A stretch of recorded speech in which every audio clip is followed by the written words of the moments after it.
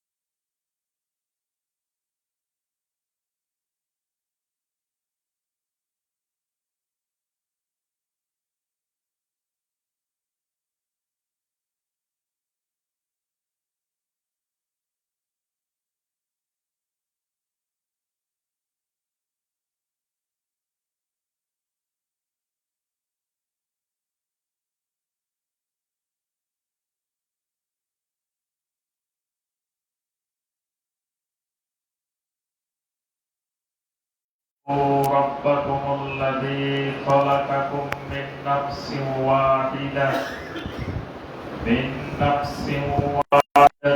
وخلق منها زوجها وبث منهما رجالا كثيرا ونساء واتقوا الله الذي تساءلون به والأرحام إن الله كان عليكم رقيبا يا أيها الذين آمنوا اتقوا الله وقولوا قولا سديدا يصلح لكم أعمالكم ويغفر لكم ذنوبكم ومن يطع الله ورسوله فقد فاز فوزا عظيما أما بعد فإن خير الحديث كتاب الله وخير الهدي هدي محمد صلى الله عليه وسلم وشر الأمور محدثاتها وكل محدثة بدعة وكل بدعة ضلالة وفي رواية وكل ضلالة في النار فيا أيها المسلمون أوصيكم ونفسي بتقوى الله عز وجل وإن أكرم الناس عند الله سبحانه وتعالى الذين هم كانوا يتقون كما يقول سبحانه وتعالى إن أكرمكم عند الله أتقاكم সম্মানিত মুসল্লিয়ানে কেরাম, আল্লাহ রাব্বুল আলামিনের দরবারে কোটি কোটি শুকরিয়া যে মহান রাব্বুল আলামিন আমাদেরকে 1448 হিজরি সনের 7ই রবিউল আউয়াল তারিখে সালাতুল জুমআ আদায় এবং খুতবাতুল জুমআ শোনার উদ্দেশ্যে আল্লাহ রাব্বুল আলামিনের পবিত্র ঘর মসজিদে উপস্থিত হওয়ার পরে আজকের জুমআর খুতবা পেশ করার এবং শোনার যে মহান রাব্বুল আলামিন আমাদেরকে তৌফিক দিয়েছেন, সে মহান রাব্বুল আলামিনের শুকর আদায় করি, সকলে বলি আলহামদুলিল্লাহ। সম্মানিত মুসল্লিয়ানে কেরাম, আজকের খুতবায় আমরা যে বিষয়টি সংক্ষিপ্তভাবে আলোচনা করার চেষ্টা করব ইনশাআল্লাহ, বিষয়টি হলো মিন মাওয়ানি আল হেদায়াহ, অর্থাৎ হেদায়েতের ক্ষেত্রে প্রতিবন্ধক বিষয়সমূহ। অর্থাৎ এমন কিছু বৈশিষ্ট্য, এমন কিছু বিষয় আছে যেই বিষয়গুলো কারো মধ্যে থাকলে এই ব্যক্তি কোনোদিন হেদায়েত পাবে না। সে যতই চেষ্টা করুক হেদায়েতের উপরে থাকা, কিন্তু সে হেদায়েতের উপরে থাকতে পারবে না। এই জন্য একজন মুসলিমকে যদি তিনি চান যে তিনি হেদায়েতের উপরে প্রতিষ্ঠিত থাকবেন, তাহলে তাকে এই খারাপ বৈশিষ্ট্যগুলো, এই খারাপ গুণগুলো তার থেকে দূর করতেই হবে। এই জন্য আমাদের সমাজে আমরা দেখি অনেক মানুষ হেদায়েতের উপরে থাকতে চায়, চলতে চায়, কিন্তু চাইলেও পারে না, কারণ তার ভিতরে এই ত্রুটিগুলো রয়ে গেছে। এই ত্রুটিগুলো দূর না হওয়া পর্যন্ত সে সত্যিকারের হেদায়েতের উপরে প্রতিষ্ঠিত থাকতে পারবে না। এই বিষয়গুলোকে বলা হয় মাওয়ানে আল হেদায়া, মানে হেদায়েতের ক্ষেত্রে প্রতিবন্ধক, হেদায়েতের ক্ষেত্রে বাধা সৃষ্টিকারী এরকম বিষয়। এরকম কয়েকটি গুরুত্বপূর্ণ বিষয় কোরআনে কারীম এবং নবী সাল্লাল্লাহু আলাইহি ওয়াসাল্লামের হাদিসে উল্লেখ করা হয়েছে। সেই বিষয়গুলোই আমরা আজকের খুতবায় সংক্ষিপ্তভাবে আলোচনা করার চেষ্টা করব ইনশাআল্লাহ। প্রথমে আমাদেরকে হেদায়েত সম্পর্কে কয়েকটি বিষয় জানা দরকার। হেদায়েতটা কি? হেদায়েত কাকে বলে? হেদায়েতের উপরে থাকার মানে কি? প্রথম হেদায়েতটা বুঝতে হবে, তারপরে এবার হেদায়েতের ক্ষেত্রে প্রতিবন্ধক বিষয়গুলোর দিকে আমরা যাব। প্রথম বিষয় হেদায়েত। কোরআনে কারীমে অসংখ্য আয়াতে কারীমায় দেখবেন হেদায়েতের বিষয়ে আল্লাহ পাক বর্ণনা করেছেন। সূরা আল ফাতিহার মধ্যে আল্লাহ রাব্বুল আলামিন আমাদেরকে শিখিয়েছেন ইহদিনাস সিরাতাল মুস্তাকিম।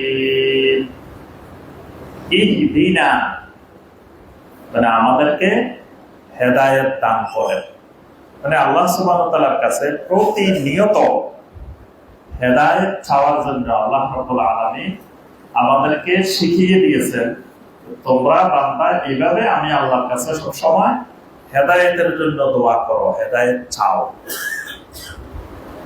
তো সূরা আল ফাতিহা দৈনিক 17 বার পড়া ফরজ। কমপক্ষে 17 বার একজন মুসলিমকে দৈনিক 17 বার সূরা আল ফাতিহা পড়া ফরজ। মানে দৈনিক ফরজ নামাজ 17 রাকাত। 17 রাকাত ফরজ সালাতে তো 17 বার আমাকে সূরা আল ফাতিহা পড়তেই হবে কমপক্ষে। যদি আমি সুন্নত নাও পড়ি, খালি ফরজই পড়ি, তাও আমাকে কমপক্ষে 17 বার সূরা আল ফাতিহা পড়তেই হবে। এরপরে আমি যখন সুন্নতে মুআক্কাদা বা সুন্নতে রাতে বার 12 রাকাত আদায় করব, তাহলে আরো 12 বার পড়তে হবে। এর বাহিরে আমি আরো যত সালাত আদায় করব, প্রত্যেক সালাতে সূরা আল ফাতিহা পড়তেই হবে। তাহলে একজন ইমানদার প্রতিদিন, প্রতি সপ্তাহ, প্রতি মাসে, প্রতি ক্ষণে আল্লাহ রাব্বুল আলামিনের কাছে দোয়া করবে ইহদিনাস সিরাতাল মুস্তাকিম। আল্লাহ আমাদেরকে আপনি সিরাতাল মুস্তাকিমের হেদায়েত দেন, হেদায়েত দেন, হেদায়েত দেন। তা আল্লাহ রাব্বুল আলামিনের কাছে কেন হেদায়েত চাইবে? কারণ হেদায়েতটা একমাত্র আল্লাহর পক্ষ থেকেই আসে। রাস্তা দেখানো, হেদায়েতের শাব্দিক অর্থ হইল ইরশাদুত তরিক, মানে রাস্তা দেখানো। ধরেন আমি এখানে সাপ্তি আসবো, সাপ্তি সম্মিলিত জামে মসজিদে আসবো, রাস্তা চিনতেছি না। একজনকে জিজ্ঞাসা করলাম যে ভাই এই মসজিদটা কোন দিকে,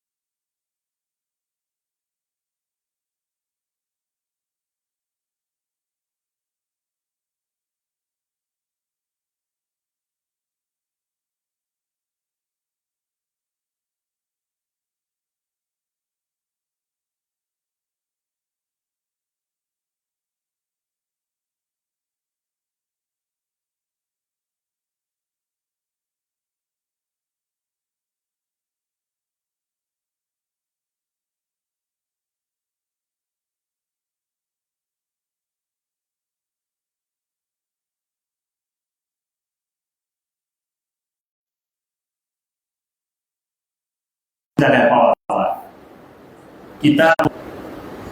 এর বাহিরে আল্লাহর জমিনে যত জ্ঞান বিজ্ঞান যা আছে এটার নাম জম, এটার নাম ধারণা। বিজ্ঞানের যত জ্ঞান, সায়েন্সের যত জ্ঞান, এগুলো সব ধারণার জ্ঞান, এগুলো নিশ্চিত জ্ঞান না। এজন্য এগুলো কিছুদিন পর পর পরিবর্তন হয়। পৃথিবী থেকে সূর্যের দূরত্ব 9,30,00,000 মাইল। আমরা খালি মুখস্থ করছি বইয়ের মধ্যে, মুখস্থ করতে করতে শেষ, পরীক্ষা লিখছি। এখন এই যে 9,30,00,000 মাইল কে মারছে চেন দিয়ে পৃথিবী থেকে সূর্য পর্যন্ত, এটা যে 9,30,00,000 মাইল, এটা মারছে কে? আজ পর্যন্ত কেউ মাপে নাই। জানলো কেমনে? ধারণা করে ঠিক করছে যে এটা 9,30,00,000 মাইল। পৃথিবী থেকে মঙ্গল গ্রহের দূরত্ব এত লক্ষ, এত মাইল ধারণা করে। এখান থেকে অমুক জায়গা, মানে চন্দ্র পর্যন্ত, চাঁদ পর্যন্ত এত দূরত্ব, ধারণা।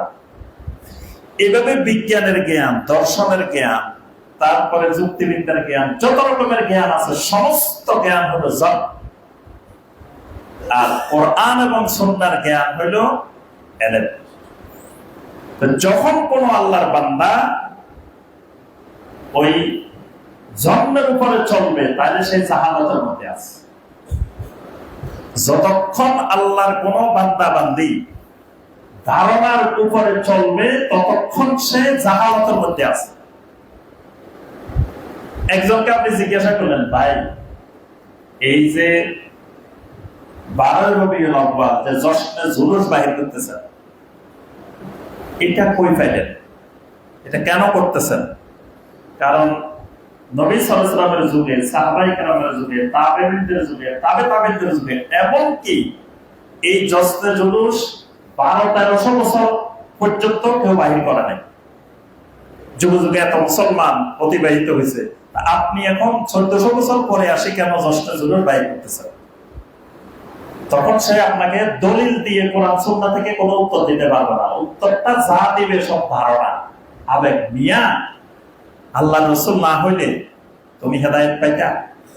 মিয়া আল্লাহ রসুল না হইলে আসমান জমিন এসব হইতো? সেই রাসূলের আগমন, সেই রাসূলকে স্বাগত জানাইবা, সেই রাসূলকে সম্মান জানাইবা, এটাতে আবার আপত্তি, এটাতে আবার বিদআত। মানে তার যা কথাবার্তা সব আবেগী কথাবার্তা এবং সব ধারণা নির্ভর কথাবার্তা। তাহলে এই ধারণা নির্ভর যতক্ষণ সে দূর করতে পারবে না, এতক্ষণ সে জাহালত মুক্ত হতে পারবে না। মানে ধারণা করে করে, আবেগ দিয়ে দিয়ে কোন ইবাদত, কোন আমল, কোন আকীদা যতক্ষণ বান্দা ধরে রাখবে ততক্ষণ পর্যন্ত সে জাহালাতের মধ্যে আছে। একজন মুশরিককে জিজ্ঞাসা করেন যে ভাই তুমি মূর্তি পূজা করো কেন? তো সে আপনাকে যেটা বলবে সেটা ধারণা করে বলবে যে এই মূর্তি অনেক পাওয়ারফুল, অনেক ক্ষমতা, অনেক কিছু করতে পারে। এটা থেকে তো কিছু করতে পারে, তুমি কই পেয়েছো? সব ধারণা, ধারণার উপরে ভিত্তি করে। যে লোক মাজারে সাজদা করতেছে, মাজারে মান্নত করতেছে, তাকে যদি জিজ্ঞাসা করেন, সে ইলমের আলোকে কোরআন সুন্নাহ থেকে কিছু করতে পারবে না, সে এটা ধারণা করে বলবে যা বলবে।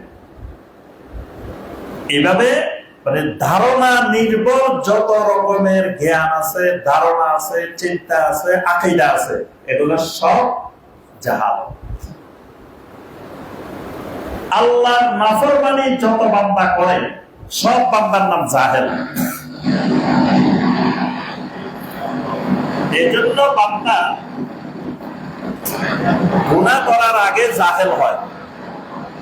মানে যে বান্দা গুনাহগার তার আরেক নাম জাহেল, গুনাহগারের আরেক নাম জাহেল। কোরআনে কারিমে দেখবেন আল্লাহ সুবহানাহু ওয়া তাআলা সূরা আন-নিসা 17 নম্বর আয়াতে বলেছেন, ইন্নামাত তাওবাতু আলাল্লাহি লিল্লাযীনা ইয়ামালুনাস সুওয়া বিজাহালাতিন সুম্মা ইয়াতুবুনা মিন কারীবিন ফাউলাইকা ইয়াতুবুল্লাহু আলাইহিম। আল্লাহ পাক বলছেন তাওবা শুধু তাদের জন্য যারা আল্লাহর নাফরমানি করে ফেলছে। আল্লাযীনা ইয়ামালুনাস সুআ বিজাহালাতিন, জাহালাতের কারণে গুনাহ করে ফেলছে, সুম্মা ইয়াতুবুনা মিন কারিবিন, গুনাহ করার পরে দেরি করে নাই, দ্রুত গতিতে আল্লাহর কাছে তওবা করছে। ওয়া উলাইকা ইয়াতুবুল্লাহু আলাইহিম, এই লোকগুলোর উপরে আল্লাহ রাব্বুল আলামিন দয়া করবেন, তাওবা কবুল করবেন। তাহলে দেখেন এখানে লক্ষ্য করেন আয়াতটার মধ্যে আল্লাযীনা ইয়ামালুনা সুআ বিজাহালাতিন, যারা গুনাহ করে ফেলছে জাহালতের কারণে। তো মুফাসসিরিনে কেরাম বলেন জাহালতের কারণে মানে কি, সে যে এটা গুনাহ এটা জানতো না, এটাও না, এটার নাম জাহালত না। যেমন তারা সুদ খায়, সবাই জানে সুদ খাওয়া হারাম, কিন্তু তাও কিন্তু সুদ কমে না, দিন দিন বাড়ে। মাদক এটা হারাম সবাই জানে, কিন্তু মাদক সেবন করতেছে। আরেকজন ধরেন জানে না, এই না জানার নাম জাহালত না, এটাকে আল্লাহ জাহালত বলেন নাই। জাহালত কোনটা? জাহালত হলো মানে সে আল্লাহর নাফরমানি এটা জানে, গুনাহ এটা জানে, কিন্তু সে তার হাওয়াকে ওই নফসের উপরে মানে ইলমের উপরে তার হাওয়া প্রভাবশালী হয়ে গেছে, মানে তার ঈমানের উপরে তার মন, তার মনের ইচ্ছা প্রবল হয়ে গেছে, এটা জাহালত।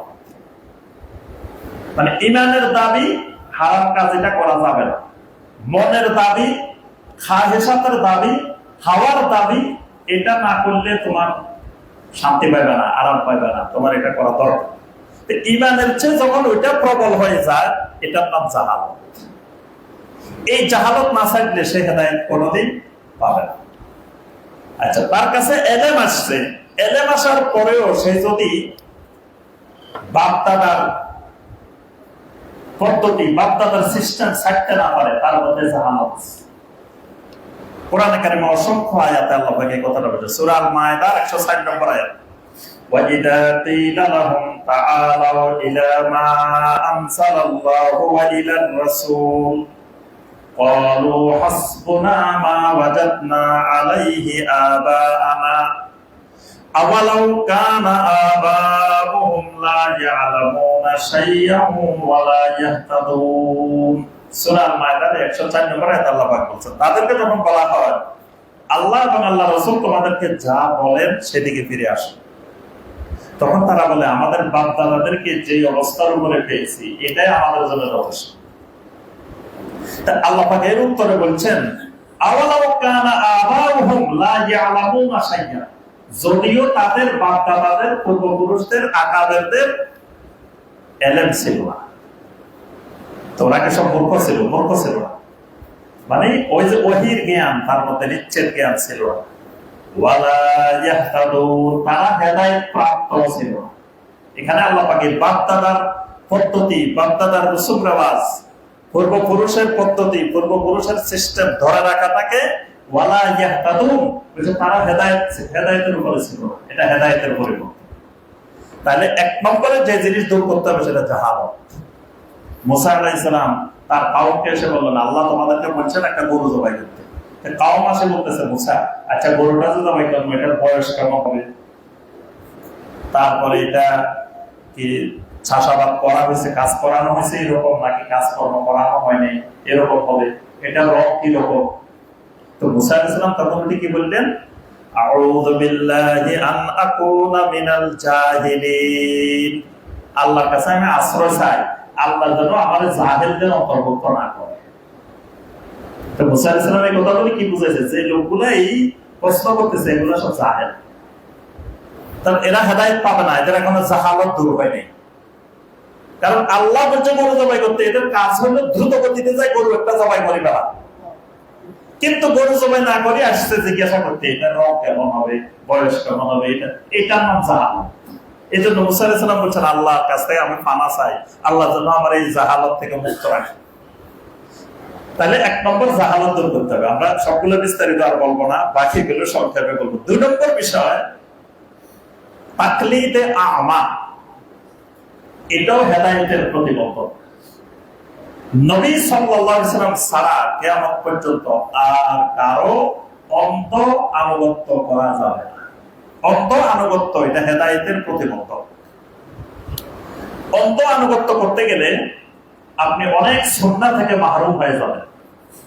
অন্ধ আনুগত্য করতে গেলে আপনি অনেক শিরক বিদআতে নিমজ্জিত হয়ে যেতে পারেন। ধরেন আপনি 4 মাযহাবের মধ্যে এক মাযহাবের অন্ধ আনুগত্য করবেন, আপনি ঠিক করে রেখেছেন এই মাযহাবে যা আছে এর বাইরে আমি আর যাব না, বাস ভালো কথা, যাবেন না। এখন যাবেন না, রাফুল ইয়াদাইনের 450 হাদিস আপনার এই মাযহাবে নাই, তাহলে 450 সহিহ হাদিস আমল করা থেকে আপনি বঞ্চিত হয়ে গেছেন অন্ধ আনুগত্যের কারণে। আরো অসংখ্য হাদিস, নবী সাল্লাল্লাহু আলাইহি ওয়াসাল্লামের অসংখ্য সহিহ হাদিস বাদ পড়ে যাবে আপনি এই অন্ধ একটা মাযহাবের আনুগত্য করার কারণে। যদি আপনি এইভাবে আনুগত্য করেন যে ঠিক আছে আমি হানাফি মাযহাব অনুসরণ করব, কোনো অসুবিধা নেই, কারণ হানাফি মাযহাবের যেই মাসআলা সহিহ হাদিসের পরিপন্থী হবে সেটা আমি সহিহ হাদিসের দিকে ফিরে আসব, তাহলে আপনার কোনো অসুবিধা নেই, এটার নাম অন্ধ আনুগত্য না। কিন্তু আপনি বলেন যে সহিহ দই কিছু বুঝি না, এখানে যা আছে না।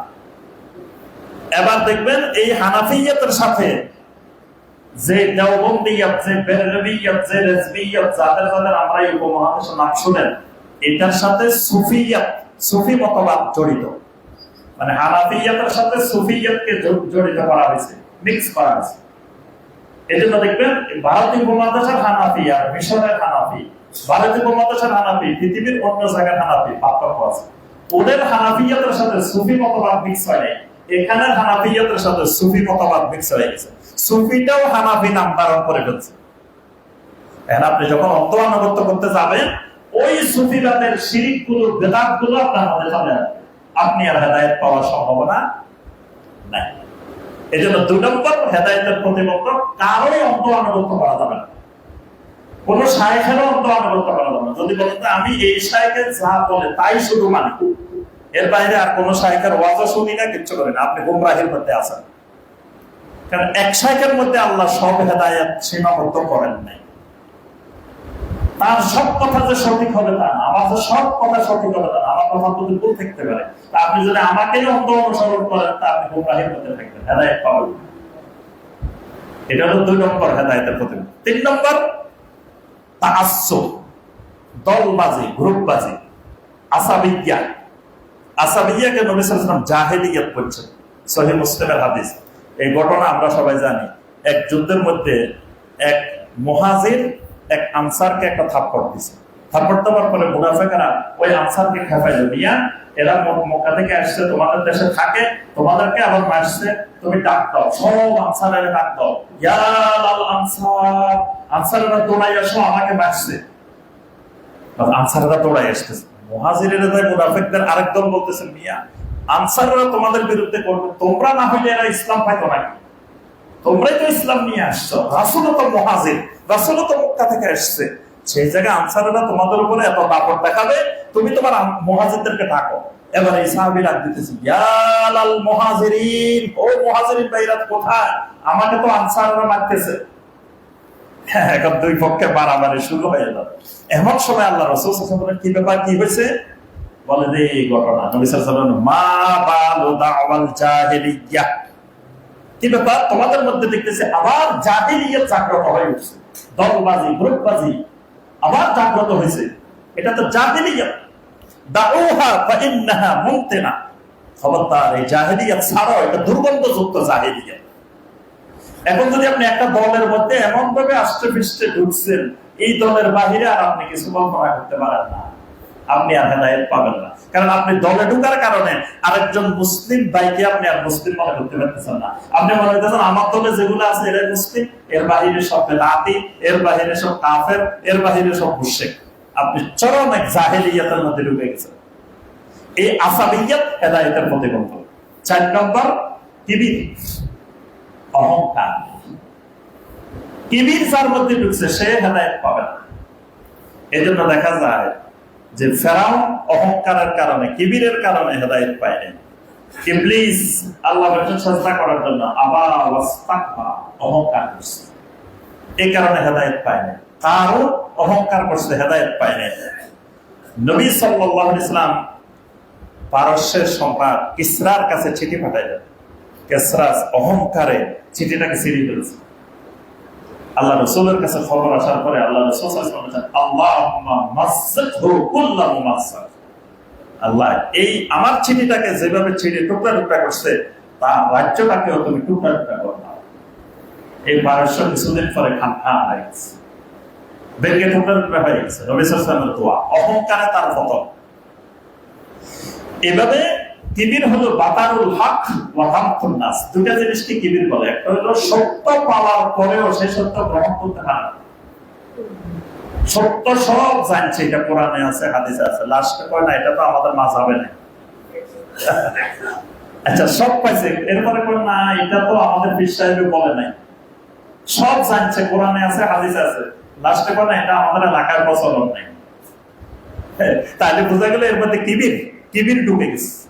কিবির যতক্ষণ না থাকবে এতক্ষণ কেউ হেদায়েত পাওয়ার সম্ভাবনা নাই। এটা হেদায়েতের বড় প্রতিবন্ধক। 5 নম্বর, কোন বেদাতি আহবার রহবানের অনুসরণ করলে হেদায়েত পাবে না। মানে কোন বেদাতি আলেম, কোন বেদাতি পীর, কোন বেদাতি মাশায়েখ, কোন বেদাতি ব্যক্তি তার অনুসরণ যে করবে সে কোনদিন হেদায়েত পাবে না।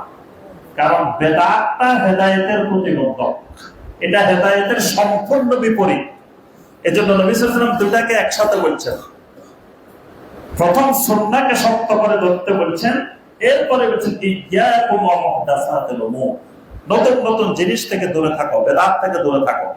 কারণ বেদাত দালাল, বেদাত গুমরাহি। তাহলে যেই পীর, যেই মাশায়েখ, যেই ব্যক্তি বেদাতের মধ্যে আছে তিনি গুমরাহির মধ্যে আছে। আমি যদি ওই ব্যক্তির ওয়াজ শুনি সব সময়, কিছু কিছু ভাই আছে একবার যত ওয়াজ আছে ইউটিউবে সব শুনি, এই লোক জীবনে হেদায়েত পাওয়ার সম্ভাবনা নেই, হেদায়েত পাবে না। কারণ সে তো কোনটা ঠিক কোনটা বেঠিক এটা পার্থক্য করার জ্ঞানে তার কাছে নাই। এখন সে বেদাতিকটাও শুনে, সাহিত্যেরও শুনে, সবাই শুনে, এখন তার কাছে মনে হতে পারে বেদাতিকটা তো ঠিক আছে। বেদাতের যে যুক্তি, বেদাতের যে নুরানি চেহারা, ওরা বলে যে দেখো আরা শায়েখরা, আরা পীর সাহেবরা কি সুন্দর সুন্দর নুরানি চেহারা। এখন দেখা গেল যে নুরানি চেহারার কবলে পড়ে গোমরাহির মধ্যে ঢুকে গেছে। এই জন্য কারো ওয়াজ শুনতে হলে, কাউকে মহব্বত করতে হলে, কারোর সাথে কাউকে অনুসরণ করতে হলে আগে দেখতে হবে উনি সম্পূর্ণরূপে শিরিক এবং বেদাত মুক্ত কিনা। তারপরে গিয়ে আপনি তার থেকে এলেম নেবেন, তার কথা শুনবেন, তার আলোচনা শুনবেন। এর আগে শোনা যাবে না। যদি গড়ে পাইকারি সব শুনতে থাকেন এটা হেদায়েতের প্রতিবন্ধক। 6 নম্বর, অনেক কিছু সব ঠিক আছে কিন্তু অন্তরকে যদি আল্লাহ বাঁকা করে দেন আপনি আর হেদায়েত পাবেন না। অন্তর যদি বাঁকা হয়ে যায়, অন্তর সোজা থাকলে হেদায়েত পাবেন, অন্তর বাঁকা হয়ে গেলে আর হেদায়েত পাবেন। এই জন্য দেখবেন কোরআনে কারিমে অনেক আয়াতে আল্লাহ পাক বলছেন কাল্লা বাল রানা আলা কুলুবিহিম, কখনো না, আল্লাহ তাদের অন্তরের উপরে বক্রতা সৃষ্টি করে দিয়েছেন, অন্তর বাঁকা করে দিয়েছেন। এজন্য আল্লাহ পাকের কাছে আল্লাহ দোয়া শিখেছেন, তোমরা এইভাবে আমার কাছে দোয়া করো, রব্বানা লা তুজিগ কুলুবানা বা'দা ইয হাদাইতানা। আল্লাহ আমাদেরকে হেদায়েত দেওয়ার পরে আমাদের অন্তরগুলো বাঁকা করে দিবেন না। যখনই অন্তর বাঁকা করে দিবে আল্লাহ পাক তখন আর এই লোক হেদায়েত পাবে না। এই লোকেরা আপনি বলবেন যে ভাই 2 যোগ 2 সমান সমান 4, এই লোক কইব না 2 যোগ 2 সমান সমান 5। আপনি কইবেন মিয়া এটা তো একটা নার্সারি ছেলেতে পড়ে, সেও তো জানে, তুমি এত বড় ব্যাককল মানুষ এটা জানো না। এই ব্যাককল না, এর অন্তর আল্লাহ বাঁকা করে দিয়েছে। এতে সে সোজা জিনিসও বুঝে না, সহজ জিনিসও বুঝে না। কারণ ওই যে আল্লাহ পাক তার অন্তরে বক্রতা সৃষ্টি করে দিয়েছেন, এই লোক হেদায়েত পাবে না। এই জন্য অন্তরে বক্রতা সৃষ্টি হয় এই জাতীয় জিনিস থেকে দূরে থাকতে হবে। 7 নম্বর, ইত্তেবাউল হাওয়া, হাওয়ার ইত্তেবা থেকে নিজেকে সবসময় দূরে রাখতে হবে। কারণ হাওয়ার ইত্তেবা মানুষকে শিরকে পৌঁছায় দেয়, বেদাতে পৌঁছায় দেয়। মানে মনের খেয়াল খুশি, মনের ইচ্ছা অনুযায়ী চলা বন্ধ করতে হবে। যতক্ষণ কেউ মনের খেয়াল খুশির ইচ্ছা বন্ধ করতে পারবে না তখন সে হেদায়েত পাবে না। আদামু খাশিয়াতিল্লাহ, আল্লাহর ভয় যদি অন্তরে না থাকে, দেখবেন এক এক বড় বড় আলেম বাংলাদেশে এমন এমন জঘন্য জঘন্য মিথ্যা কথা বলে, মানে বিশেষ করে আহলে হাদিসের ব্যাপারে মিথ্যা কথা বলাটাকে তারা জায়েজ বানিয়ে দিয়েছে এবং মনে করে যত বেশি মিথ্যা বলতে পারে তত মনে ফজিলত। ডাহা ডাহা মিথ্যা কথা দিব্যি আরামে মিম্বারে দাঁড়ায় বলতেছে, তারপর মসজিদের মধ্যে বলতেছে, ওয়াজ মাহফিলে বলতেছে, আমরা শুনেই বুঝতেছি এটা ডাহা মিথ্যা কথা। বলেছে নোয়াখালীর এক মসজিদে জোহরের সময় আমি জোরে বলছি, তারে ধরছে সবাই, জোহরের সময় তুমি আমি জোরে বলছো কেন? বা আমারে প্রতিদিন 500 টাকা করে দেয়, আমি রিক্সা চালাই, আলেয়া দিছে না, আমাকে প্রতিদিন 500 টাকা করে দেয়, এই জন্য আমি এক ওয়াক্তে এক মসজিদে যাই, জোরে জোরে আমিন বলি। এখন এই লোকের জোহরের নামাজে আমি জোরে বলবে কেন? এটা কি বিশ্বাসের কথা? আমি তো অসংখ্যবার বলছি যে নোয়াখালীর কোন মসজিদের ঠিকানাটা দেন, আমরা ওই মসজিদে যাবো, যাই খুঁজে বাইর করবো কোন লোক এটা, আপনারা দেন, তার ধর্ম কে, তারা 500 টাকা দিচ্ছে, কোন সে রিক্সাওয়ালা, তার অর্থ হলো এটা ডাহা মিথ্যা কথা। এটা কার জবান থেকে বাইরেছে? তাকে বলা হয় মোনাজেরে জামান, মোনাজেরে আজম, মানে এর থেকে বড় আল্লামা বাংলাদেশে তাদের দৃষ্টিতে আর নাই। তাহলে এইরকম লোক চরম ডাহা মিথ্যা কথা বলতেছে জনগণের সামনে, কিন্তু তার অন্তরে আল্লাহর ভয় নেই। এই যে মিথ্যা কথাটার জন্য আল্লাহ তারে ধরবেন, কোনো ভয় নেই, বেফরওয়া বলে যাচ্ছে, তার অন্তরে আদমও খাসিয়ে দিলে, এদের অন্তর থেকে আল্লাহর ভয় উঠে গেছে। আল্লাহর ভয় যার অন্তর থেকে উঠে যাবে সে কোনোদিন হেদায়েত হবে না। এই জন্য একজন কাফেরের ব্যাপারে, মুশরিকের ব্যাপারে যদি আমাকে বলতে হয়, ইনসাফ রক্ষা করে বলতে হবে। কাফের বলে আমি তার নামে জঘন্য মিথ্যা কথা বলে দেওয়া, এটা ইসলাম অনুমোদন করে না। শিয়া বলে আমি তার নামে জঘন্য মিথ্যা কথা বলে দিব, সে শিয়া, মিথ্যা কথা বললে অসুবিধা নেই, বিষয়টা এরকম না। সব জায়গায় ইনসাফ কায়েম করতে হবে যখনই আপনার অন্তরে, কারণ এই কথাটা যেটা আমার মুখ থেকে বের হবে আল্লাহর কাছে এটার জন্য জবাবদিহি করতে হবে। এই আল্লাহর ভয় যদি কারো অন্তর থেকে উঠে যায়, সে আর হেদায়েত হবে না। এরকম আরো অনেকগুলা কারণ আছে, তো আমরা মোটা দাগে এই কারণগুলো যেগুলো বললাম, এগুলো আমাদের সবার থেকে কম বেশি আমাদের সবার মধ্যে আছে। এই বিষয়গুলো আমাদেরকে দূর করতে হবে যদি আমরা হেদায়েতের উপরে দুনিয়াতে ইস্তেকামত থাকতে চাই, হেদায়েত নিয়ে কবরে যেতে চাই, জান্নাত পেতে চাই। আল্লাহ রাব্বুল আলামিন আমাদের সবাইকে হেদায়েতের প্রতিবন্ধক এই বিষয়গুলো থেকে তুলে থাকার তৌফিক দান করুন। আকুলু কাওলি হাযা ওয়া আস্তাগফিরুল্লাহ লি ওয়া লাকুম ফাস্তাগফিরু ইন্নাহু হুয়াত তাওয়াবুর রহিম। ইন্নাল হামদালিল্লাহ নাহমাদুহু ওয়া নাস্তাঈনুহু ওয়া নাস্তাগফিরুহ ওয়া নাউযু বিল্লাহি মিন শুরুরি আনফুসিনা ওয়া মিন সাইয়্যাতি আ'মালিনা। মান ইয়াহদিহিল্লাহু ফালা মুদিল্লা লাহু ওয়া মান ইউদ্লিল ফালা হাদিয়া লাহু।